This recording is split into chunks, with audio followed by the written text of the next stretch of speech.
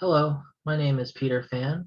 I'm an undergraduate mathematics student with a minor in education studying under FGCU Associate Professor Erik Insko. My research is about a variation in the cops and robber pursuit game by Gaber, Nowalski, Quiot, and Winkler in the 1980s and updated by multiple parties, including Erik Insko in more recent years. The cops and robber game sets a cop chasing down a fleeing robber in discrete moves on a given graph. Our variation puts in place a round structure where both players move simultaneously each round with no knowledge of where the other will move. Building on the 2014 and 2020 publications, we introduce a random move probability chance flavored as tipsiness for both players. To visualize our game, we start with players on a 6-cycle graph with tipsy chance for both players set at 50%.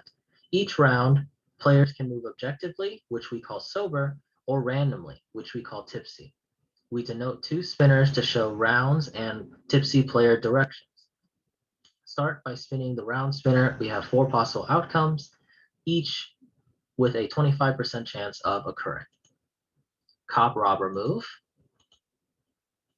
cop tipsy robber move, robber will stay put. Tipsy cop, tipsy robber move. Okay, both players go counterclockwise. Cop tipsy robber move. Robber goes counterclockwise. Cop will then go clockwise to chase robber, and they'll actually pass each other. Tipsy cop robber. So the cop now goes counterclockwise, so the robber fleeing counterclockwise, they both move. And cop tipsy robber. Robber will stay put, so then the cop captures the robber after 6 rounds.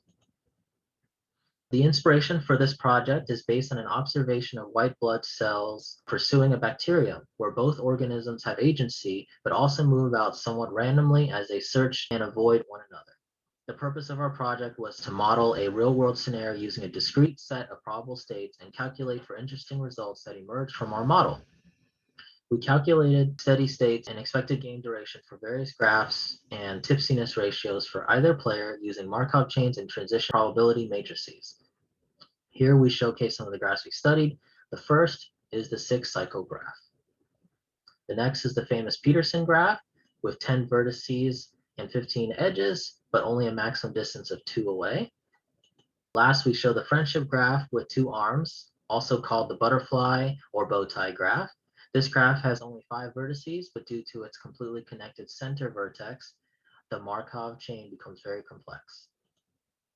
We calculated for steady states using eigenvalue decomposition.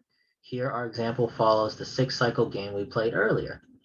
For tipsiness, for both players at 50%, the steady state shows us that all games given enough rounds would end with cop wins, no matter the starting state. We calculated expected game duration using what is called phase type representation of our transition matrices. For our example, we see that starting at positions 1, 2, and 3 are expected to last 8, 8, and 10 rounds respectively. Our game lasted 6, so it's actually a bit shorter than average.